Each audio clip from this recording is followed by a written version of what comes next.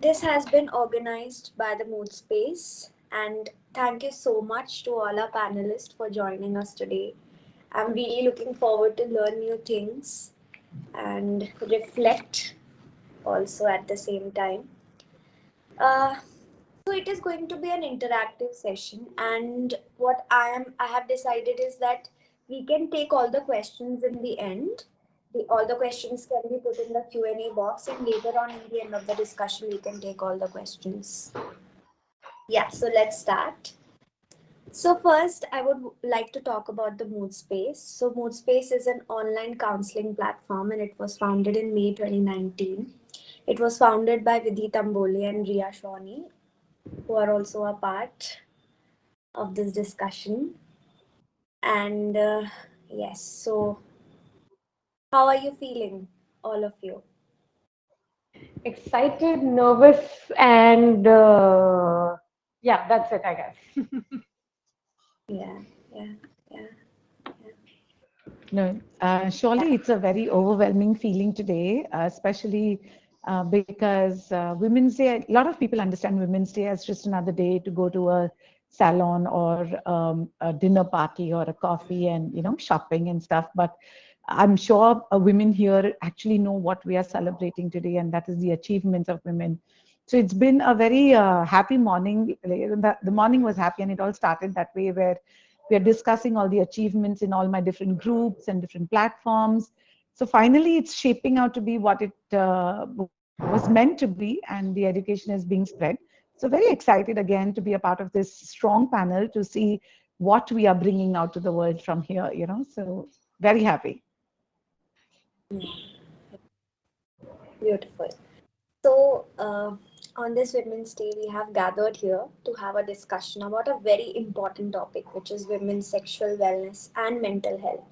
Time and again, we have heard how women are not sexual creatures and it's all the males who want sex and who like sex. But evidences have been providing us with very contradictory evidences.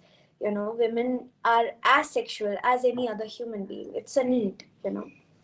And not able to acknowledge this important aspect of women's self, I feel it takes us away from so many pleasures of our life, and it can result in so much frustration and can also cause an impact on the mental health. So today we are not only talking about the sexual wellness but also how it impacts our mental health. And on this very wonderful day, I think it's a very important discussion to have around it.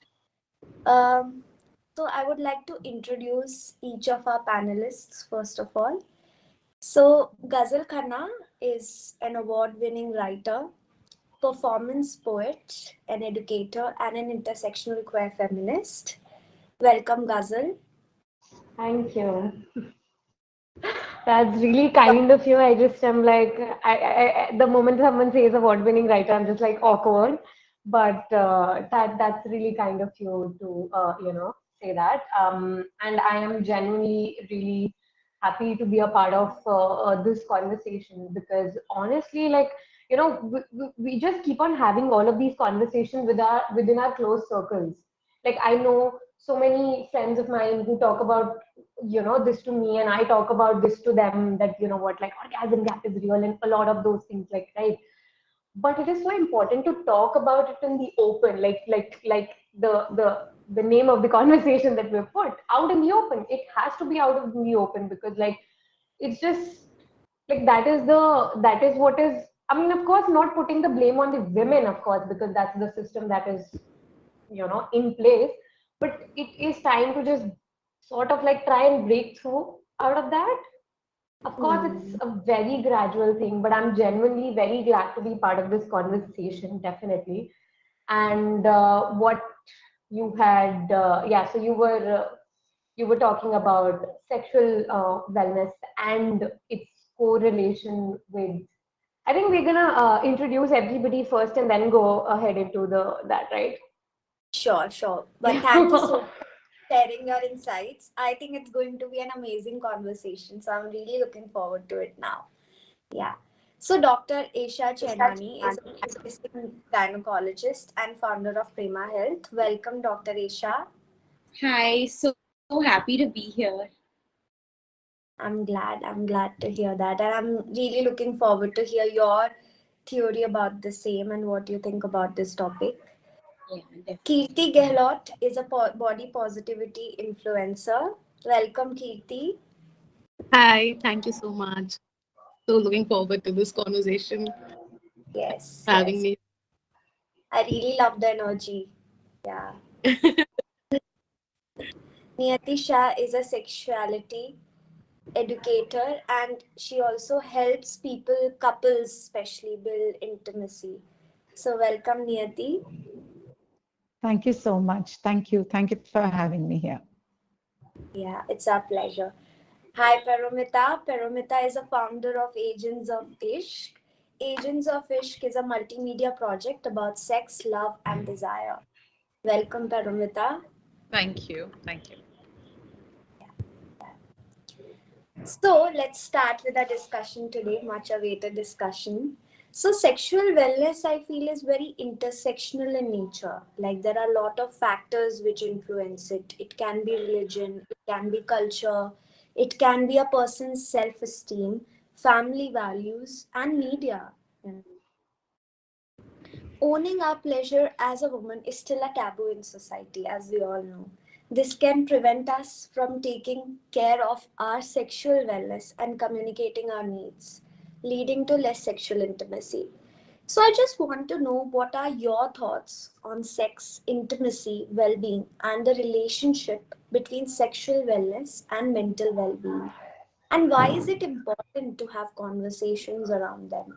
Ghazal, would you like to throw some light on this?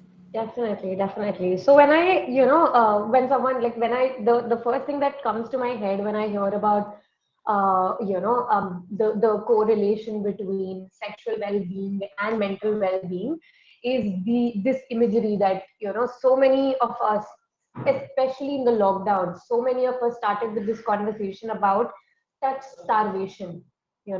Like touch starvation is a real thing, and like as a human being, I want to be touched, and that is like irrespective of gender or sexuality. I just that touch could, like, it doesn't need to be sexual, it just needs to be there. It just, that is something that is coming to my head for the first thing. And it's so fucking sad that just owning up to it is like, it's like a longer process for a woman. And like when I'm gonna like it just makes me feel honestly very very angry at times. And of course, like I said, that this is something that the conversation, this kind of conversation that I keep on having with my female friends, that oh my god, orgasm gap is fucking real. Because when I talk about, when we have these conversations, like when was the first time we actually had an orgasm, as a woman, the ages for women is like much older, and that just makes me fucking furious. And I might be at loss of words, or like I might be at, my words might not make sense, because these things just make me fucking angry at times. And I just like, I don't know, like, this just, I don't know, that's just something that definitely is there. And it just, like the problem with, women owning up to simply just being sexually active is so systemic. Because like the moment I go to a gynecologist, she's the first question she's gonna ask me is if I'm married. Not that if I'm sexually active or anything, she's just gonna ask me if I'm married. And that just makes me, again, like I just am like so done with crap like this. And it's so, again, like so fucking hard to find a sex positive gynecologist anyway. I think I don't want to, I'm here, be. guys, by the way. Hi, hi. Thank But you. Yeah. Thank you for saving us all from my anger, I guess. I know, right? But no, I get this a lot, honestly. Ghazal, you're not, you're one of the at least 50 people that have come to me to say this. And, but I'm very hopeful that things are changing. because there are younger gynecologists like me. There are more aware gynecologists. I've also got a fellowship in trans medicine. I look at women with a lot of other issues apart from just asking them if they're married. So I know that things are really changing now. So I think hopefully, Ghazal, you'll have a better experience with your next Yes. gynecologist. I really hope. Please Um, share your please share your website or contact details, ma'am. done. No, there is a need. Like, this is why I, do panels like this, and this is why I talk about this on my page as well. Is because there is so much stigma with even gynecologists, and that's of course perpetuated by gynecologists. I'm not, kind of taking away blame from that. But because there's so much stigma around that you won't even go to a gynecologist when you need help, or you will not even go for screening, or you will not go when there is a problem, or you will not go for contraceptive needs. So that then is so counterproductive, and that becomes like a huger issue. So that's really why I'm here on Instagram, on panels, things like that, just to say that guys, things are changing, and let's kind of figure this out together. Yeah. And Sorry I for think hijacking, Ghazal. No, no, no, not at all, not at all. Thank you for adding that, because that was the need of the hour. Because I have had, and not just me, of course, but like so many women like me who have had like horrible experiences with gynecologists. And we do need to change the narrative. We do need to do that, because like we Yeah. need to see that there's better out there to be able to reach out to it. So thank you for being that, honestly. yeah. So I can actually see how, emotionally conflicting it can be. It is making you angry even while talking about it. So it must be so frustrating for you. So I think we all need is a concept of holistic health where doctors are also aware about mental health concerns, and they are becoming more compassionate and more empathetic towards the needs of their clients or patients. Like in therapy we call them clients. So I think we in medical also we can start calling them just clients and not patients. I think that Yeah. can also be a great change. So Dr. Esha, what would you like to say about the same? So one thing is that I'm so happy that we are now including sex in wellness.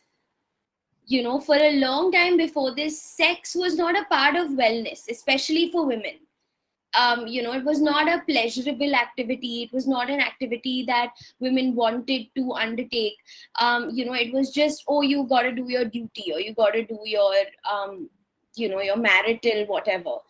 But that is now changing, and that's amazing, because sex and sexual wellness is such an important part of your life, and not just for reproduction. Even when you talk about it medically, we talk about how sex releases serotonins, sex releases endorphins. Having regular sex has been shown to improve intimacy between partners. It's been shown to improve anxiety as well. I think there are so many things that even medically prove that sex is not just for reproduction. And I think that's incredibly important that we understand that, because in India and cultures like ours especially, it's women shouldn't be enjoying sex, or shouldn't be having it unless it's in their bedrooms after they're married. And that's absolutely untrue. And I'm so happy that we're talking about this. True, true. And I think that shame also goes into our, times when we are intimate with our partners, and it's difficult for us to own up that we also want to enjoy it. We also want to have orgasms. But all these societal norms keeps on dictating our mind so much that we are not able to let go of those ideas to be able to enjoy the process and just be in the process. You know yeah. Niyati, what would you like to say about the same? What are your views? So I think your original question was the relationship between sexual wellness and mental wellness. And I think wellness is that one point which speaks about all kinds of wellnesses, and all of them are interrelated with one another, whether it's physical wellness to mental, or mental to sexual, or sexual to physical and emotional, and all others which we still haven't given the vocabulary to. So it's like, the stone in a huge pond where that one activity is going to give ripple to most of it. So if there is physical abuse, it's not just physical wellness we will be talking about. We'll also be talking about mental wellness. We'll also be talking about emotional wellness. Same way, as Dr. Isha said, that now at least sex and sexual wellness is considered a part of the wellness. So there is no particular one different topic for sexual wellness. It's all interrelated, just like any other. So, even when we are feeling sad or emotionally drained or mentally, strained, we will always ask people to go either for a jog or a run or a game or dance, listen to music, because that's the shift, and one aspect of wellness supports the other. So physically, if you're feeling drained, listen to music. At least emotionally you will feel better. If you're physically, if you are emotionally drained, go listen to music, dance. So then other aspects of wellness will take care of this. So that is how I feel sexual wellness is connected not only to mental wellness but all the other aspects. So I'm just glad, just as Isha said, that now it is a part of our learning and awareness. That's for me. Yeah. I love the way you beautifully like put it in a very holistic manner. And I think you're talking about the Thank you. holistic health, which not only talks about mental wellness, which talks about sexual wellness, physical wellness, social wellness. Health And encompasses interdependency of all of it, while they are independent topics, but it's all interdependent. interconnected. Yeah. So I really like that, the way you interconnected all of it together. Yeah. Kirti, what would you like to say? I think my journey has just started of self awareness and everything. Like, I'm just 21 years old, guys. What do you think? And I'm not like, I don't have so much of knowledge about this, but recently I've been reading a lot about orgasms and everything. And it's not like my sexual life is not active, it is active. But lately, for me to know about myself, about what I like and what makes me feel good about, and not what only my partner wants me to do or something like this. Very important, girls do not understand. Like mainly for the teenager girls, if you see, like they really don't know. They only know that for the guy, the main role is for the guy, but no, the main role is for ourselves to feel good about when we are on that position. And I think that is something not everybody speaks about. Like it is very important for us to have a conversation to know our own bodies very well, which part of us makes us feel good about, and everything. I think this is something we should look forward, and I'm really happy that this panel is happening. I will learn a lot of things from you guys. Yeah, just to add to that, someone had put it very brilliantly. I had read somewhere that, for the longest time, men used to think, or like not just men, like everybody used to think that sex was something that is done to a woman, not done with her.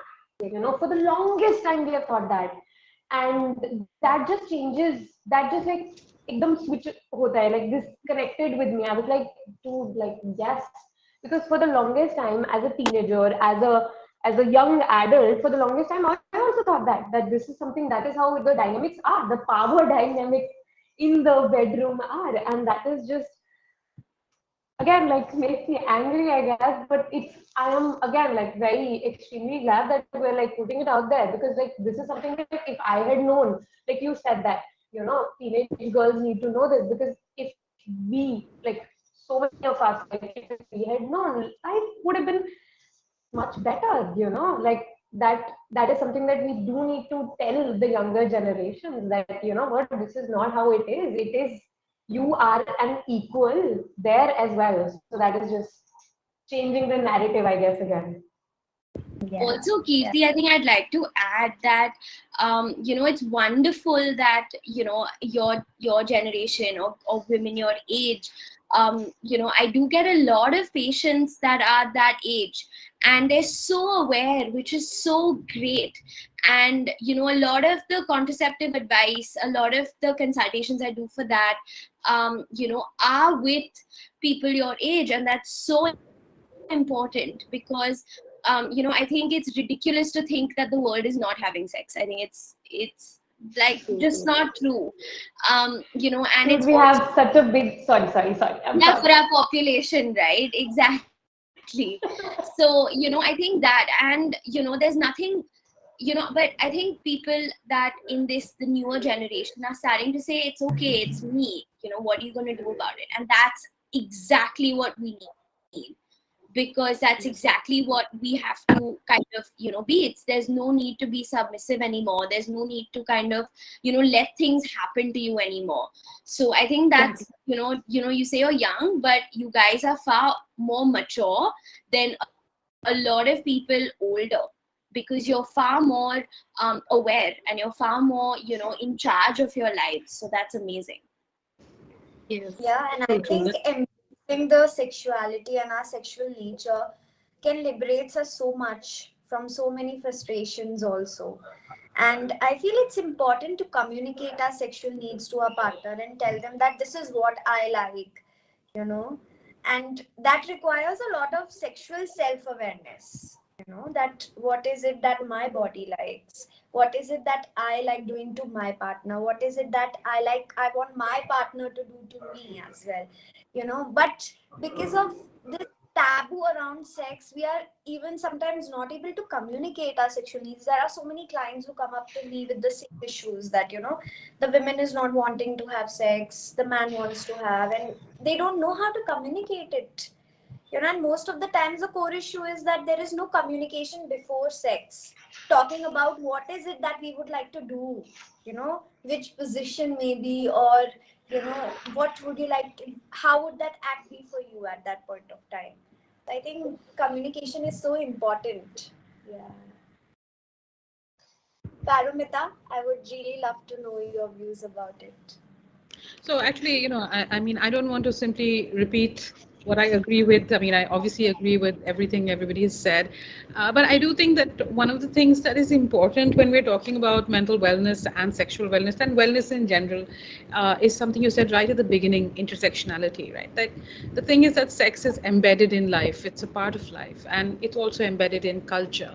So the way in which we talk about sex affects us as much as all the upbringing, conditioning, etc., etc. So I think, like, so far it's true that straight men, cis men, have been kind of like sexual elites, and they are the one whose lives have or desires have defined what a good sex life is supposed to be like, right? But I think that we should pause a little bit when we start defining what is a good sex life. So, for instance, when you're talking about orgasm inequality and you're always talking about partnered sex, I think there's an insufficient conversation about pleasure. Um, when we started Asian Fish, one of the things that we found, the insight that we had was that actually in a current generation, which is fairly aware of sex positive discourse, and there is information on the internet, and moreover a generation that has grown up with a lot of easy access to porn, which I don't think is a bad thing necessarily, but it's also a limitation in another way. um, I think the thing that we found is there is a double shame. Because on the one hand, there is the traditional shame associated with sex, right? But then there's also a new shame associated with not being cool enough. Like, are you casual enough? Are you having enough sex? Like, when you see the way in which sex positivity might often get discussed, not always. In the common kind of understanding, it will be like, how many people have you hooked up with? How casual and disconnected can you be? And I think we really must ask ourselves the question that can we use words like intersectionality on the one hand and valorize disconnection on the other? Because what we're really saying is everything is interconnected.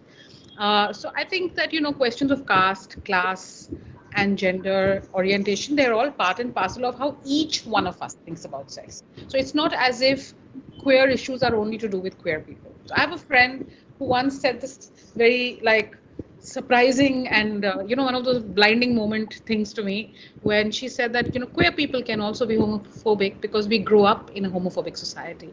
And when you talk about body positivity, for example, many people, meaning most people, even if we are saying that, oh, I may be fat but I still love my body, to some extent we have also been taught to hate our bodies. So there is a very divided kind of self inside each one of us. So I think this dividedness is always operating, and it's important to define both mental wellness and sexual wellness and social wellness not as a goal or a destination. It's not a finite destination, but it's a continuous process, right? For all of us, we are changing vis-a-vis others. So what can be the way for us to constantly have a good relationship with ourselves, with our own health, our bodies, our minds, but also the world around us, also other people. So actually, I want to question A, whether men have that much great sex. I don't think they do, right? This is just a stereotype because they are socially allowed to experience desire, hence they must experience desire only in one way. So if you're a man with a low libido, that is not so easy for you, right? So I would say it's useful for us to use our understanding of sexism and gender as a starting point, but it should not be our end point in a discussion. Um, as we began to work on Agents of Fish, there are so many new learnings we have had. Like, for example, there are more people who are vocal now about being asexual. Now, asexuality even 10 years ago was often spoken of as frigidity or other such pejorative terms, but today we understand it differently, right? I think that the part that always gets left out of discussions on sex is about the world of the emotional world of sex. Because we have, I mean, the worst dichotomy we've grown up with is that somehow and emotional are two different things. Whereas really your mind, your heart, your desires, everything is inside your body. Everything is in your body, right? So I think we are taught to think that sex has a kind of there's a caste system to sex. Some kind of sex is okay, preferably married, definitely reproductive. Sex which is for pleasure becomes all the time uneasy for people. So there is a tendency to say, okay, first we said only some people can have sex, now we say everybody can have sex. So, you do a kind of flipping around. But I really think that for our own sakes, we should really keep that open. Everybody's sexual nature is different. What is the means by which we can understand our own sexual natures? The means by which we won't assume other people's sexual natures, right? So, because I think all our important conversation about things like orgasm inequality, the fact that women also have sexual desires, all extremely important things. They should be the conversation medically. So I would say in Agents of Ish, one of the things we found very helpful is we are putting at the center the experiences of women, the experiences of queer people. Because until now, the experiences of cis men, and especially us, have been all centered conversation. So by decentering that, we are really hoping to create a far more intersectional, far more open-ended, and far richer new conversation about sex. We don't know what that conversation should be. We're not saying, like, okay, now everybody should have a lot of sex and everybody should fuck a lot and not think about it. Maybe you discover you're the kind of person who needs to be in love to have good sex. So be it. Why stigmatize that? Maybe you're a person who likes to have a lot of hookups, but do your hookups necessarily have to be dehumanized? You can have a lot of fun and be very nice to another person, treat them well, and not want to see them again. That's also okay. So I think that what is the nature of sexual connection? What is the variety of sexual connections we experience? What are the many types of relationships we have? This relational understanding, I think it's at the core of health. A very small example, I don't want to take up too much time, but when we talk about harassment, I often do ask this question to many young women that you may say you, the word you, probably sending that message. Sometimes undercurrent of what can't speak English properly. That message. So this kind of caste difference where we think somebody's flirtatious and somebody is. So I think to question our assumptions and see kind of relational universe we are creating for ourselves and along with other people. I think that's the key to our mental health. As long as there are any kind of shames and stigmas that we perpetrate as well as experience in an unwell society, and we unwell. I love the way you looked at sex and how accepting your view about sex is. You know, it's either this or that. You're okay with whatever that is and whatever the individual chooses for themselves.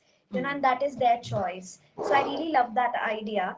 And I think media plays a very big role in, you know, changing the perspective of the society.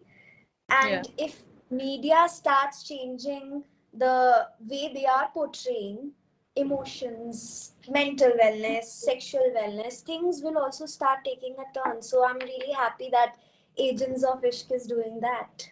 One thing I was just thinking, like when people do a profile of some successful man, right? They'll always talk about how much money he's made, how many startups he founded. There are some templates according to which success is decided. When the Me Too allegations began coming out, I thought like, well, everybody knew these were all open secrets, right? Like Harvey Weinstein, it was no secret. But wherever there is a profile of a successful man, people never bring up those kinds of issues. Nobody asks somebody about their emotional lives in a profile of success. So I think like actually it's about redefining those things that we have counted as important in the past and asking if they are the most central things in a social interaction for us. True. And having more open conversation about emotions Hmm. and sex, I think even emotions are a taboo, you know. More than It's More than more than that's sex. so true. Yeah. It's not okay to cry. For a boy cannot cry, and there are phrases like "अरे तुम तो मर्द हो, मर्द रोते नहीं है." All these kind of statements are there, which we once did a workshop with a group of boys and I asked them what is the hardest thing about dating, and they said the effort not to fall in love. Oh my God, that's so sweet. But isn't it also true for all genders? I feel that Of when I talk course to it people, is. that we cannot get involved. If that's your starting position, then it's as bad as you have to only marry one person and have sex with one person. There's no difference if the norm is so binding on you, right? true. Paramit, I think what you are also pointing to is this sense of cognitive dissonance. Mm. That's where, which basically means that some, like, one person is saying something, culture is saying something else, you are feeling something else, and nothing is aligning. So you're Mm. just trying to kind of make things align together. So there Mm. is that dissonance in us because of what society says, what society used to say. So I think people are just like, oh, let's make boundaries. So if it's casual, then it can only be casual, and if it's serious, then it can only be serious, and Yeah. serious is then boring, and casual is not serious. So I think there is so much that we try to make okay with ourselves, so there isn't some kind of dissonance in us and how we think and how we behave. And I think that then creates more of a tumultuous time for Yeah. everybody, Yeah. because then you can't just be who you are, or who like who you want, or you can't feel what you want to feel, because you're just like, no, no, this is a casual thing, like Yeah. how could I, or no, I'm so cool, I have sex with people that. But at the end of the day, we shouldn't even be thinking about that.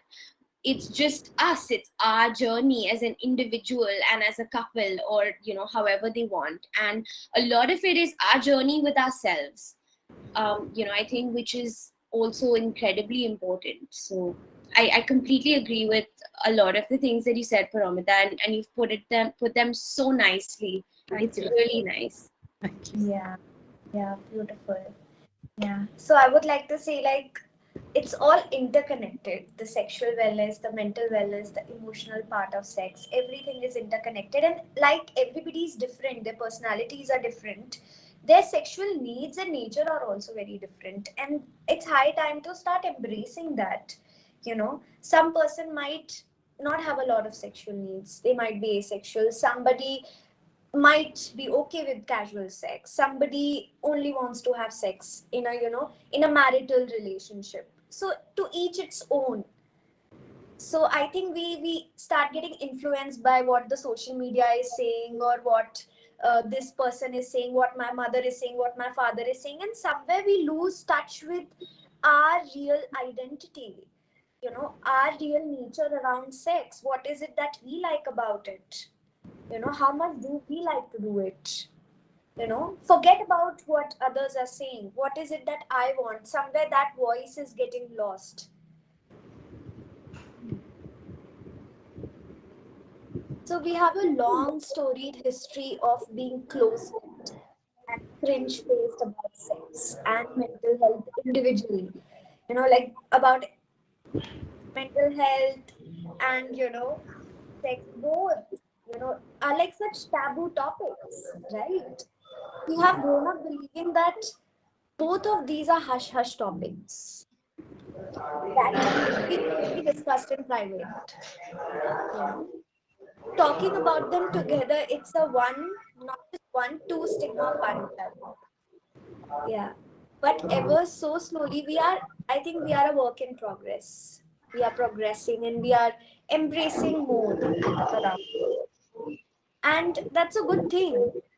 There's a link between runs deep. We know the amazing things sex can do, all the hormones, happy hormones that it releases, and the emotional intimacy that you feel with your partner. And I think that makes two-person come closer to each other as well. So now I would like to know more about what are some of the reasons you guys think for the stigma around sexual wellness and mental health, and what roles do religion, identity, culture, and society have to play? So, Aisha, would you like to? Sure. So, I think I can speak of personal experience, I can speak of patience, I can speak. I think there is just so much stigma around women's health. Forget even sexual health.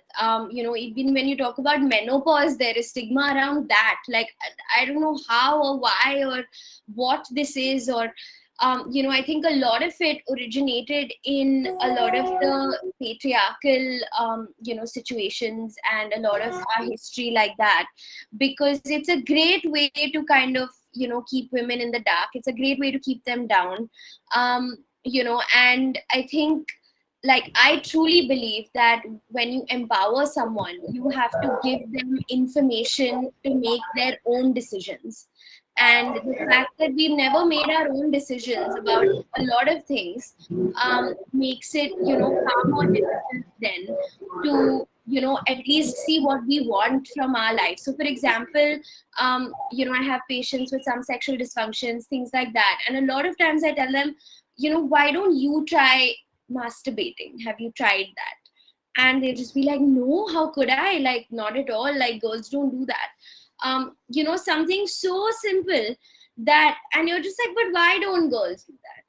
And there's no real answer to that. It's just like, no, no, no. But like, boys can do that. Yeah, boys can do that. So why can't girls do that? Like, there's so much, like, there's stigmatization of even like infertility. Like, how on earth is it her fault if she has an issue with infertility? And even small things like, if you're infertile, and it's always, oh, the girl has some problem with her. Now 40% of infertility is due to male infertility. But no one's ready to believe that. So there is just that if there is a problem, it is with us. If we have to sacrifice, we have to give up. And I really love what I think Ghazal said about sex happening to you, not with you. And even pleasure happen, it's not a it's an optional thing. Like, you'll be like, oh, I'm so lucky that I have someone that thinks about my orgasms. That's, we think of it like, oh my god, like, wow, somebody. Because that's really the norm. Nobody thinks about us, and we don't think about us as well, because we've just been trained not to think about sex. A lot of sexual dysfunction starts with a lot of anxiety in the woman herself. And that's why, that anxiety kind of becomes huge and leads to a few sexual dysfunction things like vaginismus, things like that, can also manifest because of psychological things as well. And a lot of them is just, you really just to say, like, do you know what you like? Do you know what you want to do to yourself? Or do you know what you would like to be done to you? And we don't have a clue. But guys will know exactly what they want done. They will tell you exactly how to do it, and they'll tell you also that it's not right what you did and do it this way. So, I think that kind of independence that they have over their bodies, or that kind of um, you know importance that they attach to pleasure, which is really important, is something that we don't do yet, but I think we should do. Like, we really should. Yeah, and I think sex is always about two people. So how can one person dictate the rules around sex also? It has to be both the people, and the communication has to be from the both the sides. Yeah, thank you, Aisha. Yeah, Niyati. Yeah, so you asked about the stigma around sexual wellness and mental health, and what are the reasons why do we experience this stigma. So if you go back to the dates in the entire world, the only population or the only people who studied about sexual wellness and sexuality were Indians. And we were that progressive bunch of people who believed in our overall wellness, and sexual wellness was a part of it. So when we had invaders, when we had different cultures coming and looting us of all the richness that we had, whether it was wealth, whether it was our progressive nature, whether it was sex. And if you actually, we all know our history, women have done equal amount of work as much as men have, even though mythology does speak about gender inequality, but women have had their spaces, and both of them were working together, whether it's home, whether it's, there was work divided between the two, but both of them were there. Now, when these cultures came in, they brought in a lot of their culture. They brought in a lot of their stigma, their understanding that this is not okay. And they used this way of dividing, or this way of telling the women that because we want to feel more secure, and we, like the men, I'm just on a very general ground, we are speaking about it today. I want to control the world, so I'm going to put you down. This is what every bully does. So if I want to control the world, I'm going to put you down, and then only I'm going to feel good about myself. And the same thing they carried to India. And I just spoke about it today in another live session. The same thing that, once somebody continuously repeats, banana is green, banana is green, banana is green. So you'll start understanding yellow also as a green. So that is what happened with us, that constantly people kept telling us it's wrong, it's wrong, it's wrong. And if you want to feel powerful, you will have to put these women down. You will have to not let them, experience all the things that make them also so powerful. So I think that is where a lot of stigma came in, where they shushed us out completely. Don't talk about it. Don't let them feel the pleasure. Don't let them know there is something in for them. That's where all this is coming. And we forgot who we are originally. We forgot how much power we have, and we forgot what progressive bunch of people we were. So I think, anyways, we all are here to do the same. We are bringing back all the memories our ancestors had and what we believed in. Um, I think, yeah, that's basically where my understanding comes, that where is the stigma coming from? And all the intellectual people, even today, who do not believe in the same that is being said, they do believe in equality, they do believe in, as Ghazal said, being with the person and not making love or having sex to a person. But they too are not deciding to stand on a public platform to say, hey, look, it's okay, because again they have their own priorities, where their public image should not be, what can I say, disturbed, or people should not say anything different. They have their own means of success. So I think people who are influential are also not talking about it, and that's why the delay. And by the time people who are talking about it become the influencer, there's something else happening. Yeah. There's a lot of conditioning around sex. I think I'm Females frozen, do but not I'm still going to attend. continue and finish. In the overall thing, sorry, I'm just finishing. In the overall Yeah. understanding, the stigma came from the other cultures, and we were not like that. And I'm glad that we are going back to who we were. True, true. I think we have Kama Sutra, which is yoga of sex, right? I just And feel, if I can interrupt, that if the only book that you keep mentioning for many many years when you talk about India's progressive is the Kama Sutra, you might want to revise your opinion of how progressive we are. Either we had many more books and you should educate yourself about that, or you should stop saying we were progressive because we had one Kama Sutra. So I just want to say that I really feel we should be very careful when talking about history and culture. We should inform ourselves much more strongly, because when you use a word like invader, it is too uncomfortably close to certain kinds of ideas of binaries and dichotomies in the culture right now, the polarization of culture. Which invaders do you mean? Almost everybody who came into any place in the world is an invader by that logic, because human beings are migratory, they have gone from land to land, and war is a continuous reality, and tussles for power are continuous realities. But the fact is that we live under colonial law and colonial law. So I think we should also specify, what is the historical precedent of where we are at. That with the coming of British colonization, there was a rewriting of what constitutes Indian culture. That is why we keep saying Kama Sutra, not because we are so smart and progressive, but because the British boiled it down to one book, the Kama Sutra. In fact, there are dozens, hundreds of books. There is such a vast repertoire of eroticism. The second thing I want to say is harping on the Kama Sutra idea, which is a kind of book written for elite men. The Kama Sutra was not written for everybody. It was written for aristocratic men. So I'm not sure we should get, our panties wet thinking that the Kama Sutra makes us a progressive culture. For instance, there is, Prakrit poetry. There is, there is a whole book on perfume and eroticism written in under Mughal culture. Kathak, which was essentially a kind of, has gone through eroticism. Then it was a more kind of, what can I say, it was purified a little bit to be about religion. Then it was erotic again. So actually, culture is a continuous conversation of back and forth. And the binary that once there was a golden age, now it's bad, and there'll be a golden age in the future, doesn't serve us any more than the idea that I was born mentally perfect, then I got traumatized, and now I can arrive at a perfect destination. We know that's not how history, life, or culture works. So I just wanted to say that I do think we should be more specific when talking about culture and history and how that shapes who we are. For example, yes, queerness existed in India, it was accepted, but it's not exactly like it was respectable.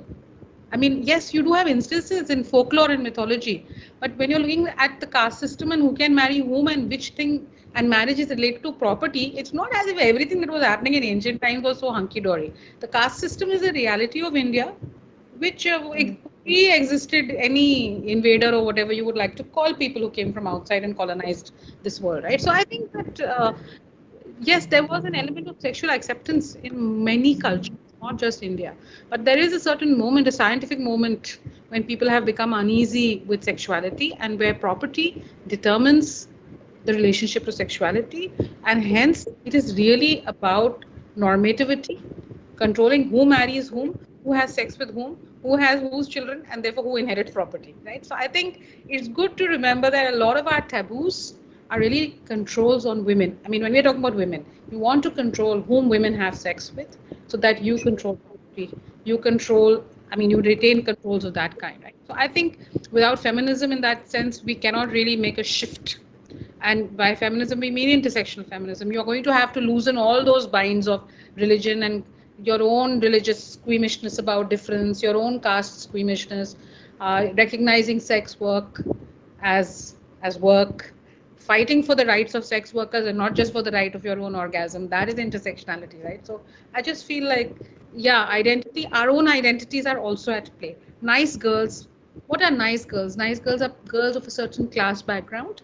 They are the ones who don't feel desire, right? The girls who feel desire are bad girls, which people of our background don't. We still live in a world, I don't know about the invaders, but we do live in a world where there's a portal called elitematrimony.com. Do you want to find an elite match for your child? It's in the front page of the newspaper. So what is all of that, right? Like we were doing pretty good on that count before anybody came in. So All of these things are interlinked in a way. No? Yeah. So it's like trying to control and divide people and our sexualities, our sexual needs, rather than bringing it all together in one table. I think it's creating a lot of dichotomy and a lot of division. I think what we call heteronormativity, which is that there is a pre-decided journey for men, for women, and that is a reproductive journey. That's a matrimonial journey to a person of your own caste, your own religion, your own background. This is the core. From time to Yeah. time, we are like, okay, we'll let a few more people in from the gate. Okay, now queer people can also get married. But what about the people who don't want to get married? What about if I want to leave my property to anybody, not only to my family? Are we willing to change property laws in that way? These are really important questions which determine sexual freedom, right? Because sexual freedom is individual freedom. It is our freedom to make our own choices outside of what is already normative for us. So I True. just feel like we'll never be able to arrive at real mental wellness and sexual wellness if we don't tackle political wellness. I'm not even saying social. These are political realities. Yeah. Yeah. And I think it comes from a lot of sense of fear Mm. that I want my community to propagate, like survival of the fittest theory. And, somewhere evolutionary, we haven't grown. We are still functioning from that fear that, let's marry in our own community. Let's, Well, this is how what is it's it? supposed to be.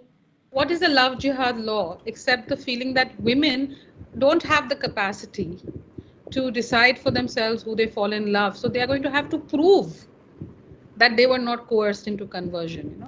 I mean, what is the discomfort? For a long time, adultery, you would punish the man in the adulterous relationship because the woman was considered to be so brainless that she has been pushed into an adulterous relationship, right? This is the mindset that underlies even how our laws are built, that women cannot make decisions for themselves. They are So it's innocent. like, They're children. They're like children. So only somebody can come and mislead them. That somebody is always somebody who's not of your caste, religion, and community, right? It's always supposedly somebody else who has misled her. Misled her from what? Sticking to the same caste, heterosexual, yeah. married route. Yeah. So it's like discounting the women's potential to think for her own self. And, when And we are desire. considered, Yeah. Yeah. yeah, and Even desire. abortions. So till this year, Yeah. if you were not married, you were legally not allowed to have an abortion. You did not fit in the law that could give you an abortion, which was changed to this year. 2022 is when, or end of 2021 is when the law was changed to accept that unmarried women can also have abortions. Can you imagine, like, some, and we still, in India, we still have one of the best abortion laws in the world. So that's really saying something, that we had to kind of include this now. um, because exactly as you said, Paramita, that women are like fuslaud, like women are just like, oh, she has been taken advantage of, or only, and if it's a good girl, she will never have sex outside the marriage, so there will be no need to have an abortion. So things like that, it is exactly true, like politically, to kind of progress sexually, we have to also progress politically as well. True, true. It's all intersectional, and politics play a huge role in that also. And it's a form of control, controlling the sexual narrative of the society brings a lot of control in the hands of people who are at power, you know. And that narrative can be changed by media, by mental health professionals as well, which we are trying to do here. So let's hope for the best. Yeah. Okay, Ghazal, what would you like to say about the same?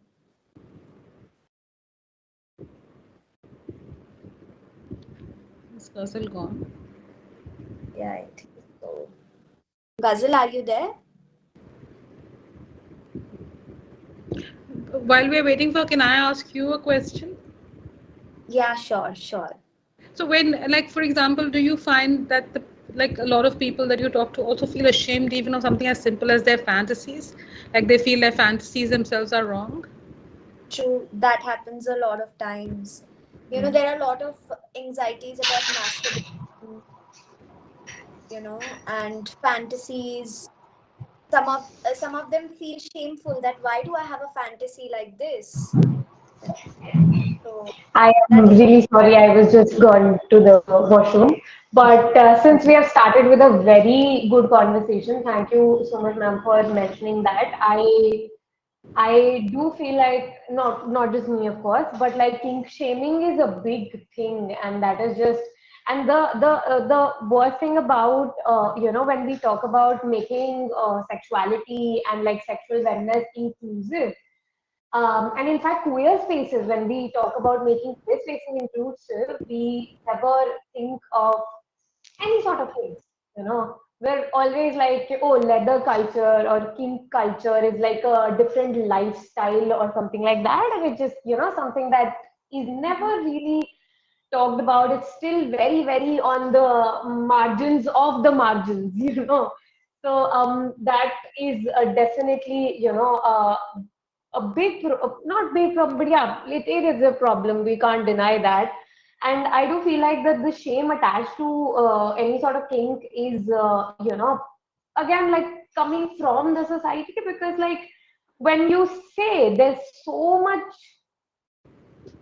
shame that is put on you when you say that, oh, this is something that I like, and I just don't get it. Like how I view, how I would view this would be, I discovered something very I don't know, deep about myself. When I thought of, when I discovered that, oh, okay, you have this eureka moment wala feeling, ki, oh, I actually like this. That makes me feel good or whatever, that makes me orgasm or whatever. It's a eureka moment, but the shame that society puts on you, that layers of shame is like I just can't, like, again, I would just repeat myself that kink culture and leather culture is still the margins of the margins, So yeah, yes. yeah, so shame takes us away from just enjoying it. You know, even if we enjoyed in that moment, later on we will be feeling guilty about it. That why did I do this? Why did this happen in the first place? Talking about premarital sex, so many women are even not okay with it today. Talking about open marriages, there are clients who come up and say, I want an open marriage, my partner doesn't want an open marriage. But we need to have open conversations about open marriage, asexuality, everything in a very open and non-judgmental manner. And yeah, Paramita, would you like to add something? Yeah, Yeah, and I I think well, two things. One, I want to say that when you're talking about kink culture, there's a lovely interview with Jaya Sharma from the Kinky Collective on Agents of Fish, and she also wrote a poem for us. And one of the really nice things she says is that everybody is kinky, basically,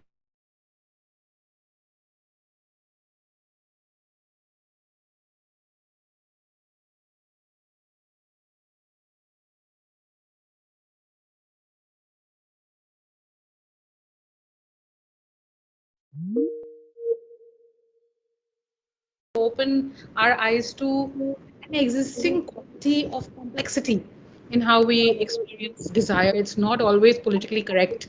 And as long as we are consensual in the things that we do, we don't have to police our minds so terribly. And even progressive policing can start to happen to your brain. So you have to be careful for that. Yeah, yeah. yeah, I think when Freud talks about ego and superego, we need Mm. to start embracing our id rather than just calling it a seat of all the bad impulses and wishes.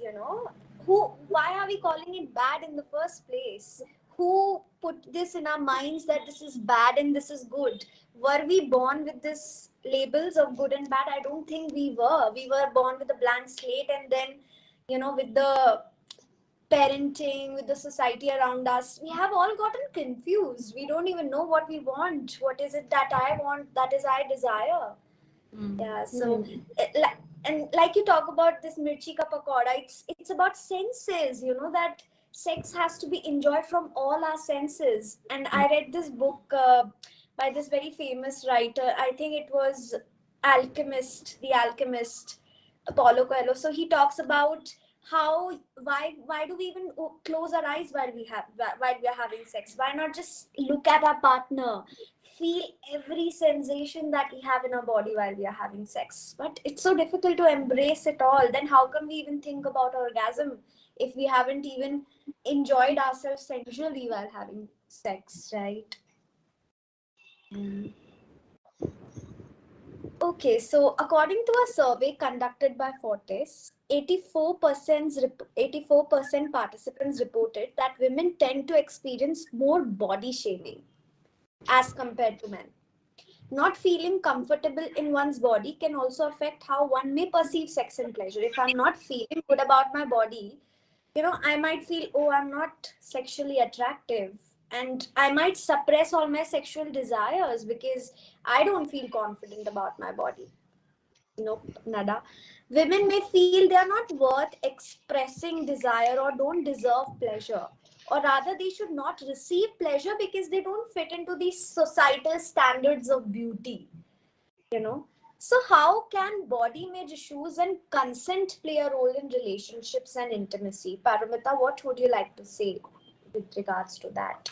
And I think body shaming is really a tough one because we internalize it from a very young age in so many different contexts, right? Like, for example, people make fun of you in school because you're fat or very thin, or when you start getting hair on your legs, but in your home you're not allowed to remove your hair. So then you go to school with hairy legs and you feel horrible, and that can actually for most of life, not just sexual pleasure, but even the pleasure of dressing up. I know so many fat women who feel they should not dress up because they're fat, right? So you're just supposed to hide yourself. So each one of those things, each one of those pleasures is a battle, including sexual pleasure. And I think I do feel that pleasure is an important topic to discuss. Pleasure and emotions, because the way that Ghazal was saying, we are so hesitant to say we like something, we are shamed for liking something. We are also shamed for liking certain type of bodies. I have men friends who've told me that, actually I do feel organically attracted to plump women, but I don't want to say it in public. Like, I would want to have the girlfriend who looks the part because I'm supposed to be the guy who has the girlfriend who looks like a prom queen, right? So I think that the shaming is for us ourselves about our body, and of course for women because we're supposed to be picked. The woman will get chosen. That's the narrative, not only Yeah. of love but also of sex. And to some extent, the violence we see on dating apps is because that role gets reversed because of numbers, and so there's kind of violent inability to deal with that. So I think all the things you said, consent, pleasure, and acceptance of diverse bodies, which and those diverse bodies, that's also rooted in politics. So, like, if you're dark skinned, I mean, there are many caste ideas which determine what is beauty and what is not beauty, alongside a lot of ideas of perfect gender. Disability is a question that is so much now being debated, thankfully. So there are so many types of bodies that we don't show. And I'll just share a small personal anecdote. I've always been fat, so I've had that, back and forth, back and forth. Like, some days you feel fine, some days you don't feel fine. You may not even look after your own health because of those things. It is not only a pleasure, but you may just feel that anyway, my body is so like screwed up. Should I even be bothering to take care of it?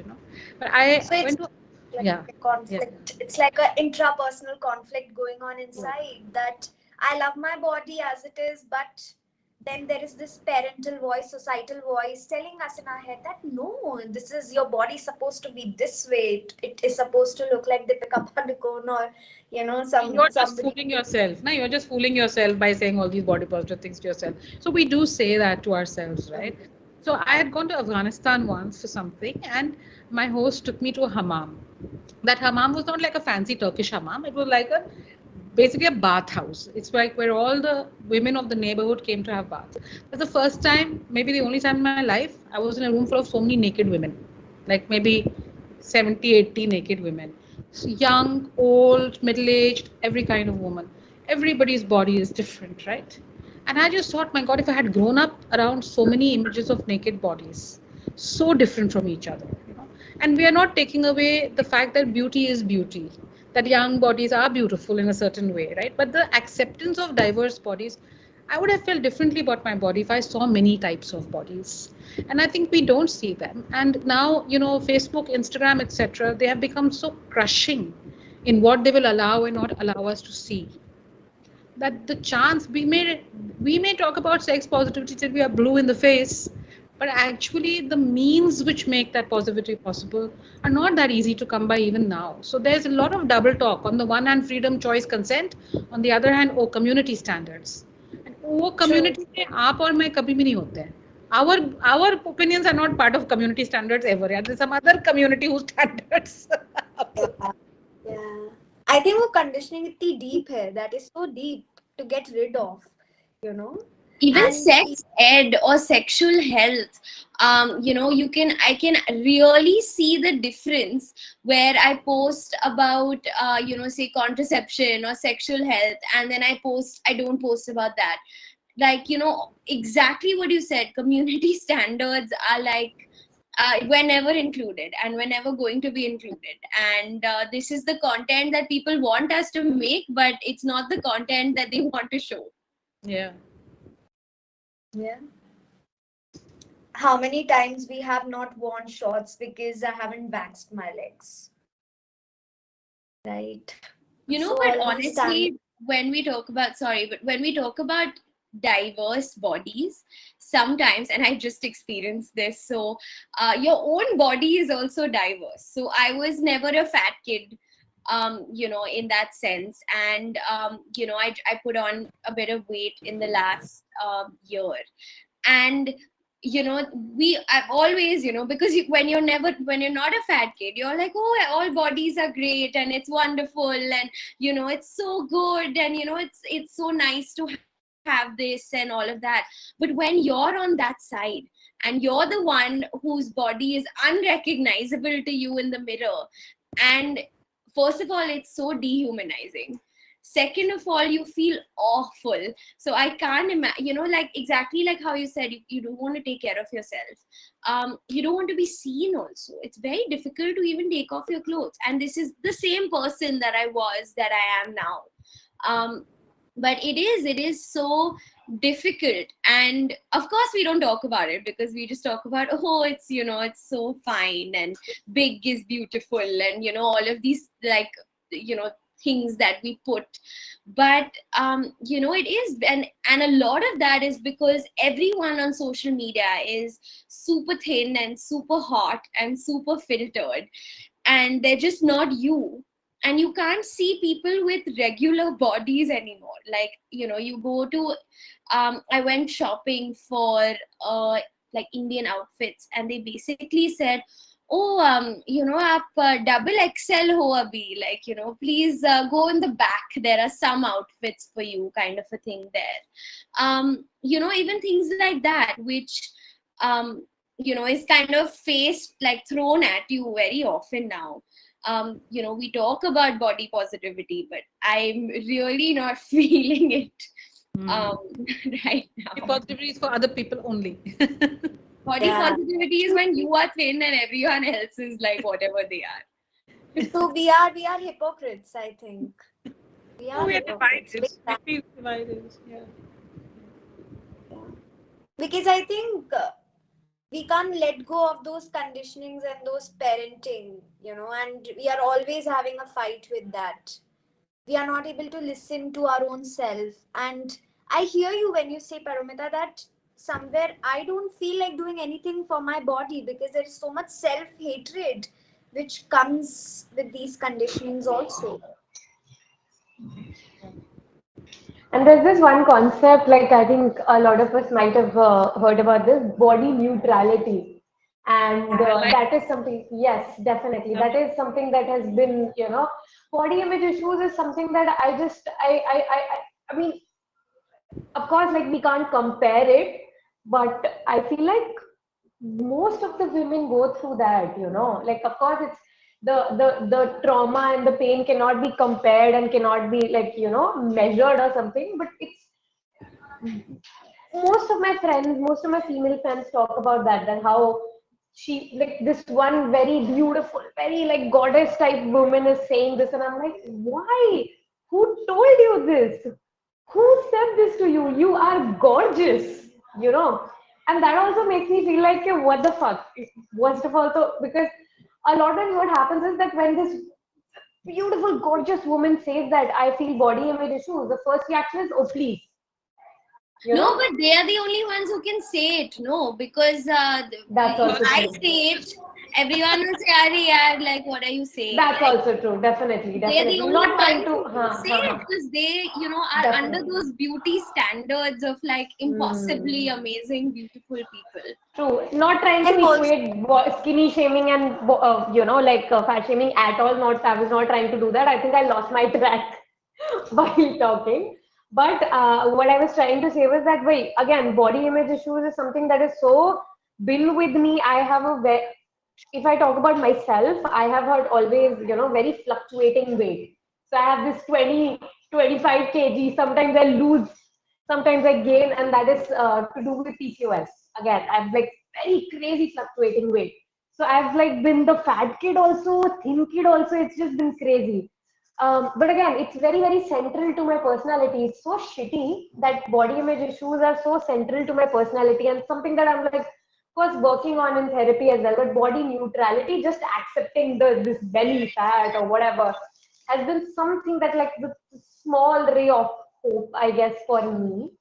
Because of course we're tired of like trying to fit in this sample sized bullshit that like Instagram and yeah, I yeah. mean, I once went to a body positivity event. It was like a kind of gathering, and I was like, why am I sitting so far away from the food?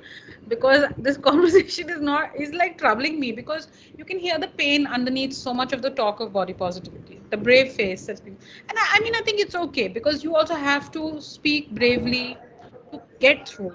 Like if enough people don't say and look fabulous while being fat or skinny or whatever it is that's become the norm. I'm not wanting to knock that in any way, but I think at one point I asked somebody like, is it okay to not be good looking? Because everybody's not that. exactly. And It's okay not yeah, to and be. why do why do we need the term that you're gorgeous? Why I can't mean, we just say that? yeah. See, like Yeah. vanity is of so many kinds. For example, you may have intellectual vanity, right? Like I would say I do have it. And because I live a life of the mind, for me, of course, like any human being, I feel bad when people find me unattractive or point out my unattractive, physically unattractive qualities. Other unattractive to bahut sare hai mere. But the thing is that I do feel offended and upset and demeaned if my intellect is not recognized. It's a kind of vanity that I have.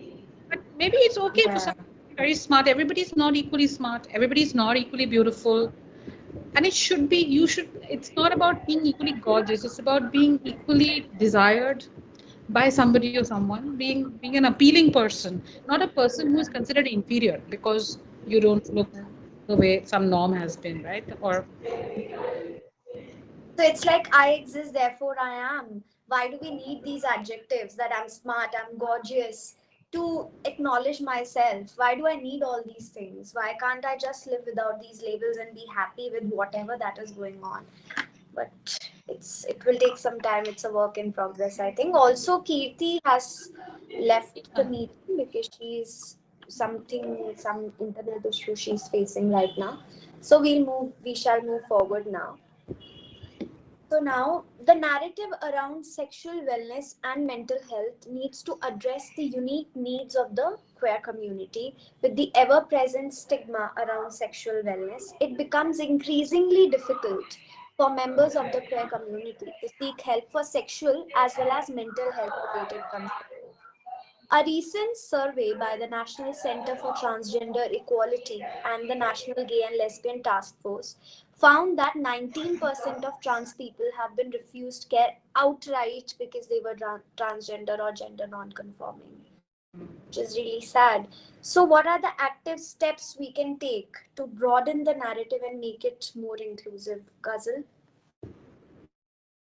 Okay, something that I keep on saying, and I genuinely sometimes, again, like I'm just gonna repeat myself when I say that there's so many things that make me so angry that I don't want to act on it. I'm just like very, very angry, and something, of course, on the verge of being called a radical feminist or whatever, like people wanna label you or whatever.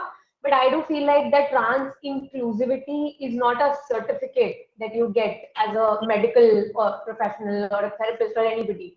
It's not a certificate. That's the only way to be. If you're not trans inclusive, you are not a therapist or a medical professional in my eyes or in my opinion. So I think just gonna take that radical step, to Mm. just be like, okay, you are not fit to treat anybody in any way. So again, like just gonna, make that, just gonna put it out there that, what, like I'm just, again, this is again might be a, I might come across very angry. People keep on saying that, whatever, but that is how I see it, and that's just what I'm gonna say about that, I guess. Yeah, I think our profession has to be more about being non-judgmental and accepting of everybody for who they are. And if we are not able to accept their sexual identity, then it is again going to be a traumatic experience for the clients. True. True. Ghazal, I absolutely agree with you because trans women are women, and I think that's just all it is. But um, I just want you to see the flip side of things as well. Who teaches this in medical school? We don't have lessons on this. It's not in any textbook in India or even in the US, and we read US textbooks, we read UK guidelines. It's nowhere. Nobody teaches you, any of this. Nobody teaches it to you in school. Nobody's dealt with it also a lot in the past. So even senior doctors, that's who you learn from, don't know anything about it. A lot of it is, a lot of this what do you call it, a lot of this hesitance of doctors towards patients in the LGBT community is also because they just don't know how, because nobody taught them how. And I'm not taking the blame away from people, but so because this happened when I started my practice, I said, trans women are women, I want to treat all women for me, and I have to be able to do that. But how do I do it? How do I do hormone replacement therapy doses? How do I learn that? Where do I learn that from? And I had to actually research and do like a fellowship from the US to then be able to be accredited to do that. So it's easy to say that you should you have to treat, but how do we treat? We have not been given the education to treat, and that is even worse because we should do that, but that can't happen on a personal level or at a medical college level. That can only happen at a higher level than that. So I think that is really difficult, and I'm not talking about India, I'm talking about the US as well, because this isn't a course taught in medical colleges in the US as well. It's not. This is like an extra course that an extra fellowship, an extra thing that you do. So I think it's easy to say, but it's just not there in practice. Like even I'm sure for psychologists and psychiatrists, who teaches you this? Who gives you this information? Who gives you this knowledge? And how do we do it? A lot of it is just people that have like learned themselves, or kind of tried to get information from the internet, from places like that. But if we just start teaching this, if we just include it in our curriculums, that's the only way we can be more inclusive as doctors and healthcare professionals. Definitely. And what a sad, sad world we live in, I guess. Exactly. No, it is. And there's this one book, I'm forgetting its name. If anybody remembers, you guys can like definitely like chime in and tell me. There's this one book that is all about how all the data and all the medical research or any sort of research is done on cishet men. That's it. That is That's what. absolutely true. That's why even antidepressants. So I was working with a startup that saw that antidepressants work differently when you're pregnant. And nobody ever knew that because nobody ever looked at women or pregnant women on antidepressants, and no trials were done on women. And no trials definitely were done on pregnant women. And in fact, COVID vaccines also had a lot of, I don't know, like not side effects, but like a lot of things to do with your period cycle. Like it fucked a lot of your period cycle. And if you, so I am a woman living with PCOS, and my period cycle is already fucked. So And after, actually, yeah, I'm sorry, yeah. I really have to say this. Okay, please, The please. UK did a huge study on this, and they included millions of women, and with the COVID vaccine. So if you have got the COVID vaccine, the chance of your period kind of going up and down is just 1 day. That's it. But the COVID virus, if you've gotten COVID, the COVID infection, that has been shown to really mess with your periods, but not the vaccine. So that was a study that was recently done. It was a huge study all over the UK and Europe as well. And that actually proved that, it doesn't affect your period cycle by more than a day. However, that study was never done when COVID started or when we just started giving out the vaccine. A lot of women reported these things, and that's when the study was done. So, I mean, they could have done it much earlier, but they did do it. Yeah. That I wanted to ask you. Thank you so much for informing that for sure. But did they include women living with PCOS as well? Probably they did. Um, yeah, they did. They did. Cool, cool, cool. All right, I'll definitely read about this. I have been, so nothing was done in India that I'm pretty sure of because there were like a lot of Twitter chains and everything going on. And I was like, bro, someone follow up with that. But thanks No, for there that. was so Yeah, much misinformation about the definitely. vaccine and periods and fertility and Oh my like God, so yeah. much. And I did a lot of stuff to do with that. So I'm a little passionate about that topic. But like that is true. Like there isn't a lot of research done on women, and we're just expected to, there is a healthcare bias, and women have been shown to not get as adequately, pain medications are not adequately given to women. There have been studies like this, and that's so true because you're just like, periods to hurt only, like, this is normal only types. So there is so much, of this healthcare inequality as well that's there.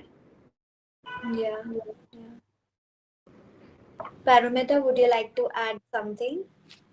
No, I mean, it's not my area of expertise, so, but I think that for the rest, because I think that it's true that doctors are part of a culture and they're not taught. And that's why it is so valuable that there is now conversation about these things from the activism of communities, right? And that's why I would like to stress that since it is Women's Day, that we uh, make ourselves informed of activism from communities and by people who are working on issues, that we don't become in the name of feminism like one stop shop of grab bag of opinions, which is what is happening a lot. And I think I really value people who study, who know about things. I would like to follow them, learn from them. I think there are trans accounts that we should follow and listen to and learn from, and before we hurry up to just say all the politically correct things, right?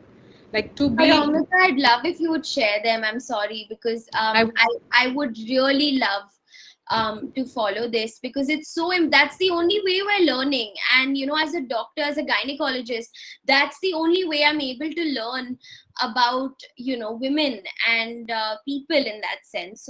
So I would really like if you could share these with Yeah, me. I certainly will after the discussion, because there's also like, trans men and very little spoken about in trans questions. And so when you start to follow people who are active on social media, I think social media has a lot of ills, but it is also an opportunity to hear perspectives which you otherwise are not exposed to.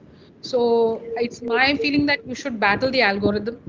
You should go seeking those things, right? Like people who have made those accounts, queer accounts, uh, And of course, yes, there are not that many trans accounts, but the few that there are, to follow those and learn. Yeah.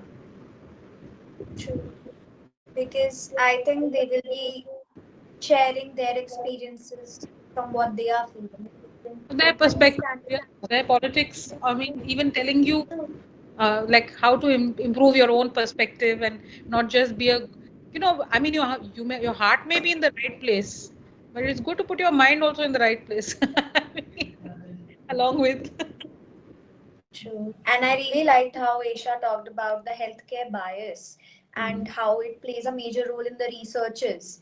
And so much research is needed when it comes to the queer community, women community, and let's hope that we do something in those regards as well. Now that we have discussed the relationship between mental health and sexual wellness, we need to pave, pave the path, towards a future that empowers each one of us to have access to a better mental health and sexual wellness resource and even professional help. What are the some changes that we need to bring in the society to encourage sexual wellness and mental well-being while being inclusive? What would you like to share, Ghazal? I think, yeah. So yeah, I think that talking really helps, like, like how we're doing right now, talking out in the open. And that helps because we learn from the experiences of people and not just like, like, so by again, like, not theory and anything, because theory can have, like Isha said, that it can have medical bias. We have like so much going on in there. So learning from experience would be something, again, like how how we can go ahead. And I do feel like I might be too hopeful here, you know, but I feel like that we're trying, we're trying a little bit. And that gives me a little bit of hope, because I want, I see us, this generation, becoming those, not cool is not the right word, I guess, but like those kind of parents that do talk about it, that do talk about sex. Because like we need to, like, there's so much going on, teenage pregnancies and whatever, whatnot. So I see us becoming that. I might be again too hopeful, I can be very hopeful sometimes, but yeah, that's how I see it going forward. And of course, living from lived experiences is the yeah. So, Yeah, having an open conversation, having that platform that people can come and share about it, talk about it openly. Parumita, what would you like to say about this? I mean, I think there are too many things that need to be changed in the world, but I guess I think I really believe art makes a difference. That is why, and I don't mean just animation. I think that art, which has beauty, pleasure, humor, we need to get more of it out in the world, because it's the place where conflicted ideas can be dealt with, right? We are contradictions. There are contradictions in the world. So rather than try to iron out contradictions, we have to dissolve them and work through them. So I think art really helps us. So that is something I feel strongly about. I also think that when I often hear people speak about their hesitations or their limitations, very often we are too keen to fit in with the crowd, and you should not be scared to not fit in with the crowd. I mean, I think there is a piece by a psychotherapist on Agents of Ishq about mental sexual health. And one of the things that she says is that if you're surrounded by friends who shame you, or you're surrounded by friends with who can't articulate your doubts or confusions, maybe you need new friends. And I think that applies to everything, right? Like, you have to go out into the world and maybe make a bit of a fool of yourself, but you have to open yourself up to things you don't know. And I think these two things are one way. Learn about yeah. perspectives that are not like yours, that challenge your perspective. Learn to have the resilience to stay with that fear, right? Like, the moment you discover that, oh, you think you're very progressive, but actually you have your own set of assumptions and biases, it's a terrible moment. It's hard to quit, but you have to have the resilience to be in those uncomfortable places and learn new things. And I think that's the way forward for you and for other people. Yeah, I think we become defensive, hear something which does not match the image that I'm carrying about myself. Yeah. And it's hard to really digest it and think that okay, I have to work on this as well. Maybe it's the inertia talking that oh, I thought I'm doing well, I think well, but I think we are all a work in progress, learning new things, learning new perspectives day by day. Yeah. Dr. Asia. So I think I say this from a healthcare perspective, something like a collaborative practice. So when now, the world is talking about holistic health, but, a lot of holistic comes in, it should only be natural, or it should only be, like not pills or not this or not that.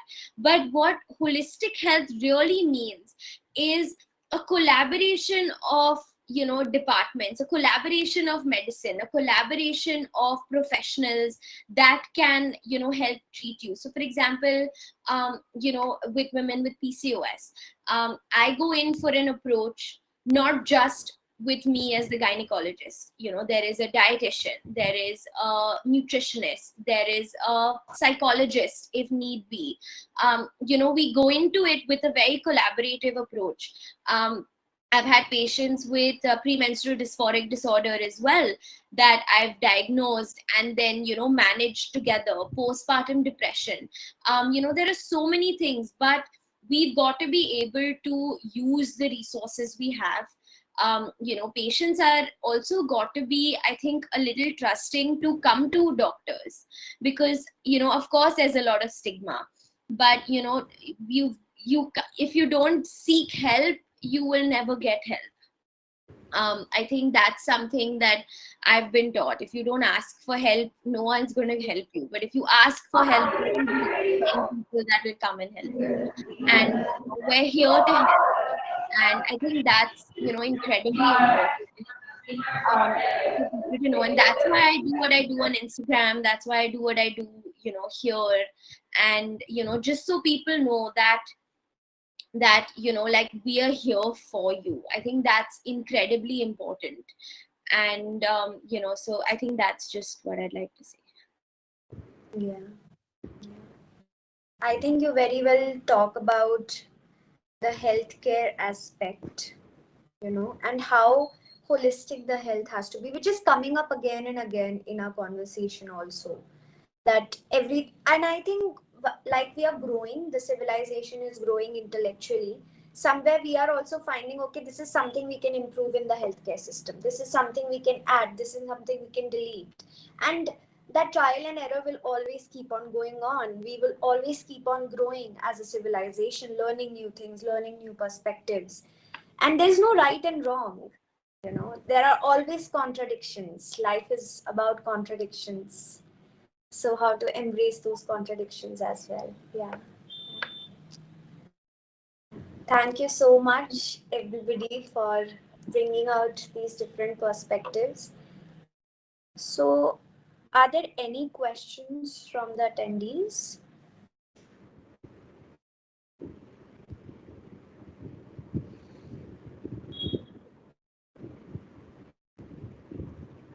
Okay, we are good to go. Anybody, if you have any question from each other, we can also ask questions. Oh, it was very nice to be here and to hear everybody speak. Yeah, same here. I had a beautiful time. Yeah, I think a lot of things that I might have had questions about have actually been solved. So, Oh, that's great. Great. Okay.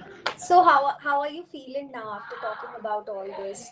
What are the new I, perspectives that you have gained? I will also share, and if you would like to go ahead. I think I would need to spend a little time with the perspectives that I have gathered from here to fully understand, accept, and apply. In fact, but I feel very light.